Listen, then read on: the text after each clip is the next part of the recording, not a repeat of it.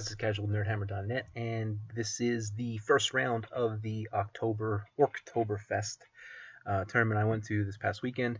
I have my Abyssal Orcs versus Varangur, and of course it's Abyssal Dwarfs with a lot of orcs.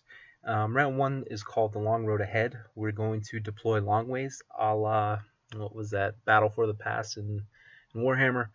And the scenario is invade, but you only get one bonus point for every 200 points in your opponent's deployment zone, completely in your opponent's deployment zone. And you get one bonus point for a marked unit. You mark your unit when you deploy them, and it's still on a 20-0 kill system. So there's a decent amount of points, tournament points available for you in this round. So I'm up against John, the actual organizer of the tournament. And yeah, my army looks pretty nasty deployed the short way. But I have my Basusu gargoyles there. I got my half breeds here. My orc slave riders there. There's Basusu. Both my dragon teams. My slave driver. Troop of slave orcs. 2 hordes. I put this horde in the woods. I kind of like them there because they can just kind of sit. And if he wants to come in, he's going to be hindered. And I mean, it's just so tight. I really don't have a lot of room to get around on flanks or anything like that. And then on this side, I have another slave gore rider unit and my grotesques, along with my gargoyle or golems and my ironcaster. So the idea here is I just want to pin him up. Varangur is like the army I apparently play the most ever, if you've paid attention to my Kings of War battle reports. So I'm really familiar with them to the point that I feel like I could probably play them like super easy, without much effort to learn the units, because I feel like I know them. And John's deployment, yeah, he deploys pretty tight. I get it. He doesn't have that many units, and flanks really aren't too much of an issue here, but it's always a danger. He has some horse riders.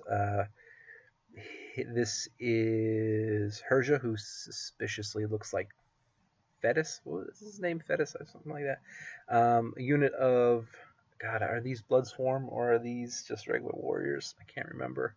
And then he has a troop of Sons of Korrigan on foot. I think they're Sons of Korrigan on foot. These guys there, mounted troop of Sons of Korrigan, regiment of Sons of Korrigan. He got his BSB. He has another horse rider unit. He has his king on a Chimera back there, and these guys are I forget. Let's just call them blood crushers for now. I forget what they're called. Darn. There's a picture of his deployment. Yep, and there's an overboard of my turn 1 movement. Just tentative here. I just need to bring him in. I have plenty of layers for him to go through. My faster units are out on the flanks. He has a regiment of Fallen here in the woods. They have path. I think they come standard with Pathfinder. I forgot about those guys out there on the flank. I give him this charge here because I just want to pull those guys out. I got plenty to counter, and I can counter pretty quick before he's in range. So I'm hoping he takes the bait there. And like I said, my idea is I'm just going to pound him down in the middle, use the layers of troops that I have, and the king really is a threat to me because if he comes behind the lines, I don't really have much to deal with him besides like maybe some surging golems. And hers is always a pain in the ass, so I kind of put my Basusu to deal with her perhaps, or wherever she may go. My gilded unit is this unit, probably not the best unit. I kind of thought if I just push them through, that I would be able to get the points for that. On this side, I set up the gargoyles to just look down the flank. I mean, 20-inch range is a good portion of the board, so just looking for some opportunities to chaff or flank. And my half breeds, just setting them up in a second wave type of attack. So yeah, that's the way it's looking, and I feel pretty good so far. I think I gave him this horse rider unit. I think I gave him the charge here in case he wants to bring him up. That helped me clear out some chaff before his heavy hitters get in. But I feel pretty good. I'm not worried about him getting on any of my flanks at this point. So turn 1 Varangur, and he takes that charge there. He also takes the charge on the other side to the Gore Riders, trying to clean up chaff, which I don't blame him because he definitely has some layers to get through here. He brings his other horse riders up to start chaffing, and Herja is on the right flank here, or my left flank, his right, threatening what he can threaten. And he brings his BFSB up here as a chaffing unit of this big horde. I really am not interested in going out there because I like the idea of him being hindered going into there, and I have multiple flanking options. There's just a better overview of the movement.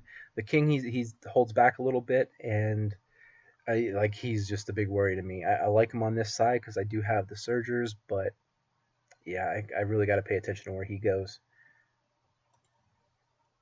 So yeah, the horse riders actually do 3 wounds to the orcs, which I guess that's pretty good. But nothing happens, of course, and they bounce back. And his fallen, I guess they are. They do make short work of the gore riders, and my reroll wasn't within range, but that's okay. I just kind of wanted them guys to clear out because I know the grotesque can handle those guys pretty easy. Turn 2 me, so I'm starting to get a little creative here. I'm not sure. I just wanted to clean up his chaff. And so what I decided to do with the gargoyles is I put them in the flank of the horse riders because I figure if I pop them, I can just reform and probably be able to chaff these guys. Or actually, I'd probably just move them ahead D6 to guarantee that I chaff them because I'm not sure with the reform and if these guys don't die, how that'll work out. But I do double charge these guys the best I can, and everything fitting there. It was pretty tight, but we made it.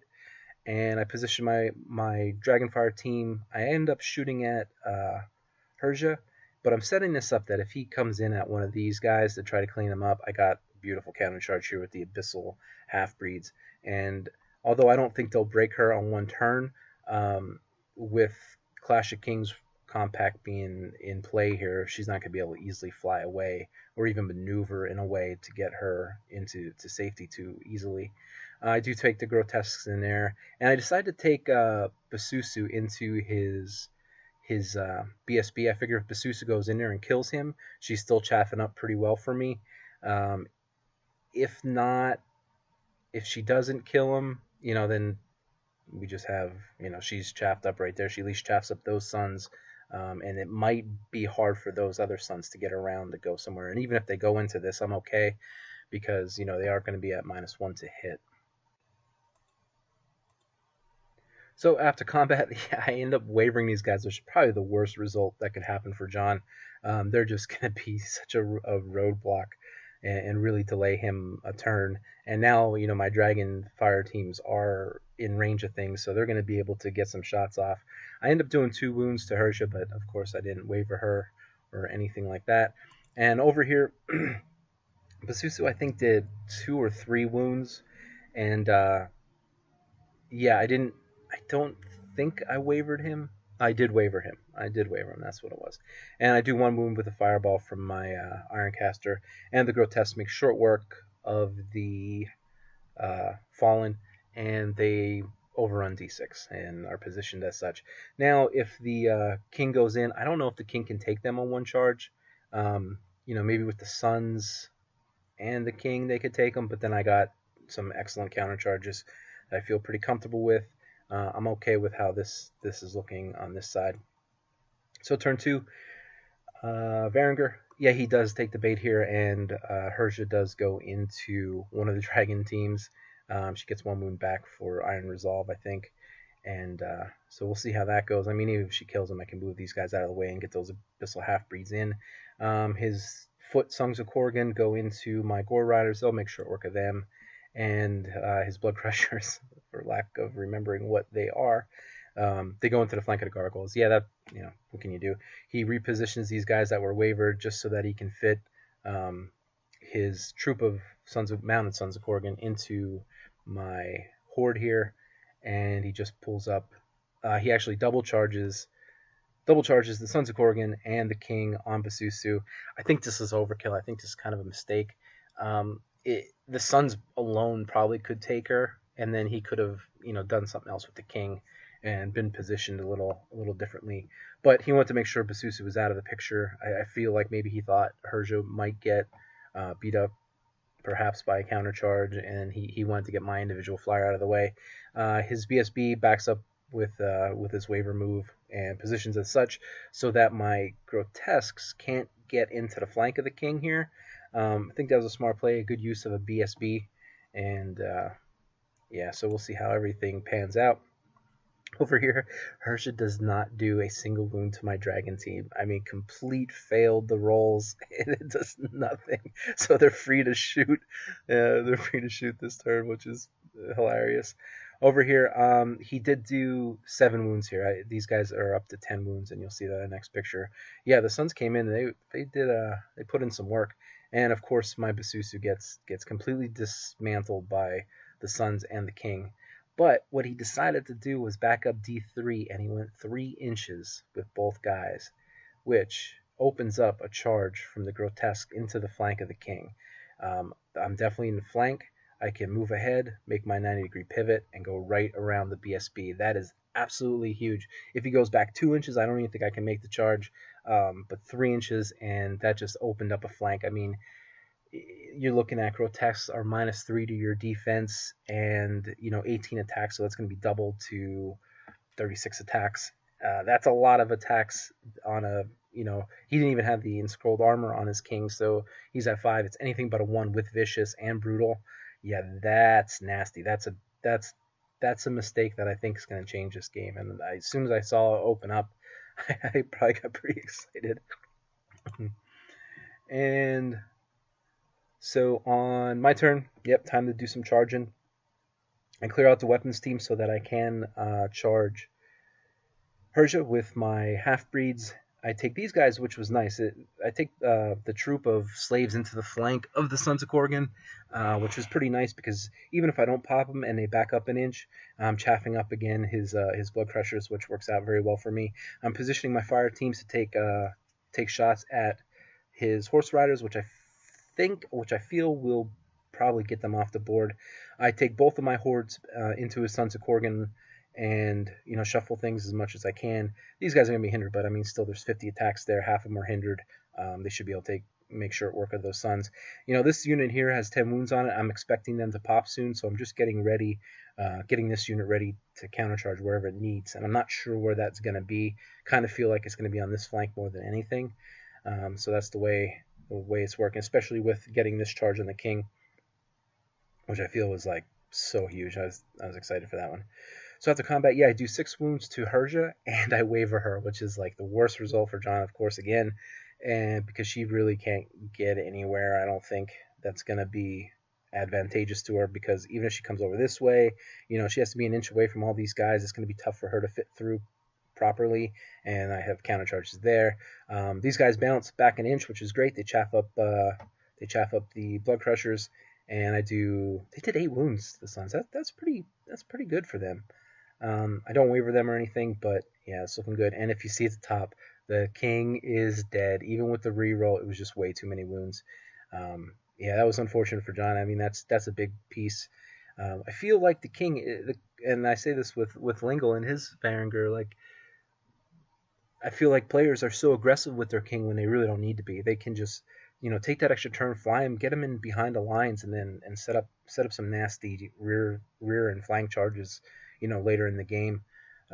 There's no need to sacrifice him, and I know this wasn't like a sacrifice. He definitely didn't think that this was going to happen the way it did.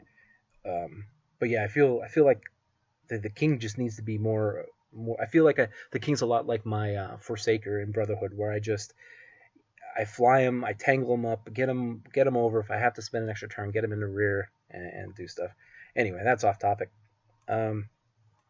So turn 3 Varangur, yeah, he decides to take his Sons on foot into my fire team, and this really just pins in Herja. There's not much he can do with her.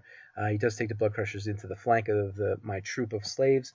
That's going to clean them up pretty easily and quickly. But it's just a matter of getting rid of those layers. I got a lot of stuff. This was a really smart play. He saw an opening here to get these golems off the table. Yeah, he is going to be hindered, but Sons of Korgan are pretty nasty on foot, and he's going to be getting 40 attacks, hitting on 4, so at least 20 going to hit.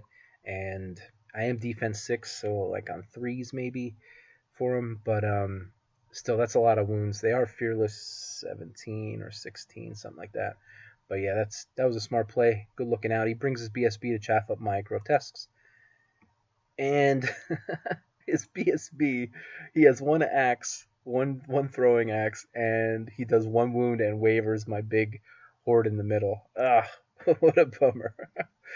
And his sons, yeah, they make short work of the golems.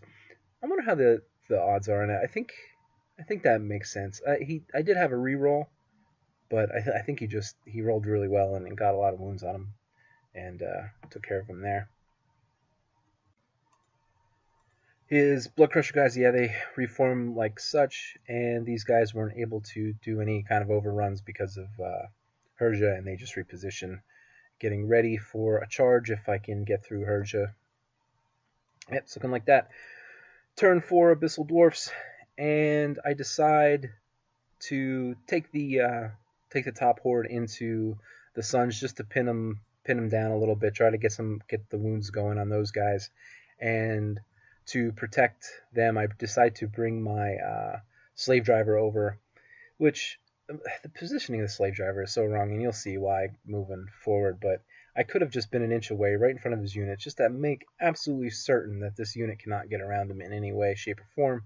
And I take my grotesque into his BSB, trying to just clearing him up, getting the trap out of the way.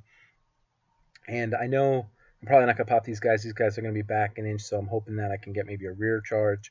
I don't think they're going to be able to get through these guys in one pop.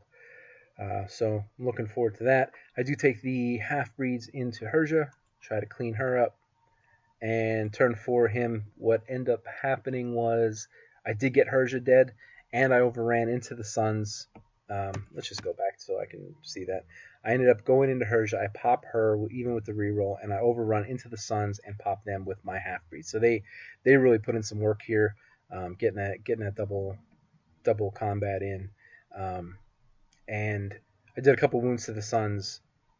Yeah.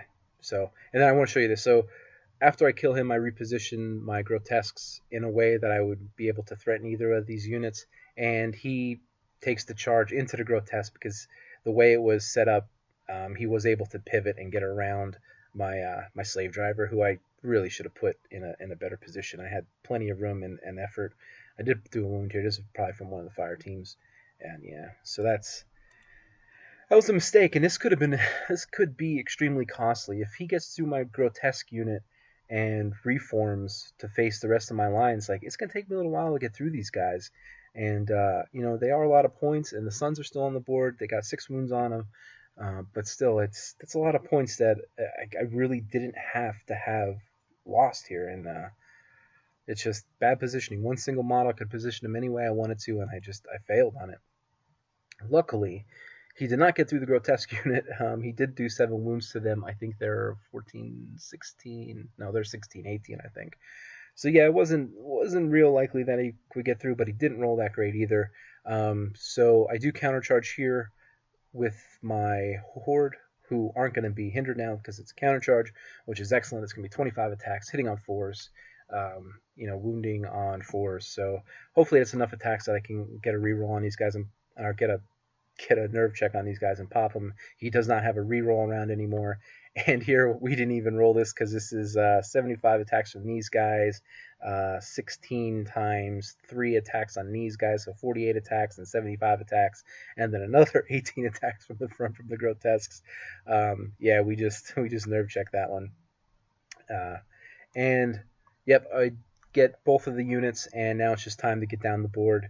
I end up getting these 2 units into his deployment zone. My gilded unit wasn't able to get in, and yeah, that's the end of the game. So it ended up being an 18-2 win, and I got 490 some points in his deployment zone for an extra 2 battle points. So at the end of round 1, I'm sitting at 20 points, and yeah, I feel that's pretty good. I didn't get max points, which honestly, I don't really like getting max points first round, because then you're definitely gonna place a good player immediately in the second round, and I just kind of like being a little bit under the radar going into going into the tournament after the first round. There's no way I could have gotten more points. I don't think I could have put. I should have had the half breeds be the gilded ones just so that I can get that extra bonus point. But it was a fun game. John gave me a good game. I think it just came down to the king's positioning there.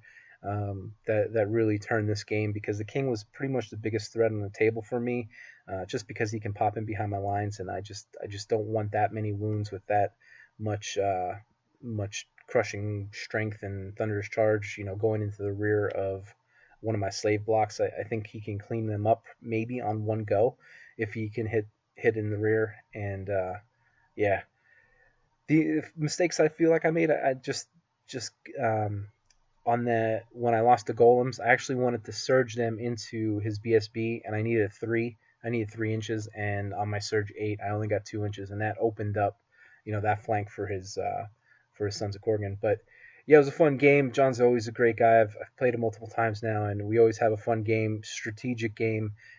I feel like there was only 1 or 2 mistakes in this whole entire game that really turned it, and you just gotta capitalize on those mistakes and move forward. So thanks for watching, guys. This is round 1. Round 2 is coming up real soon. Thanks for watching.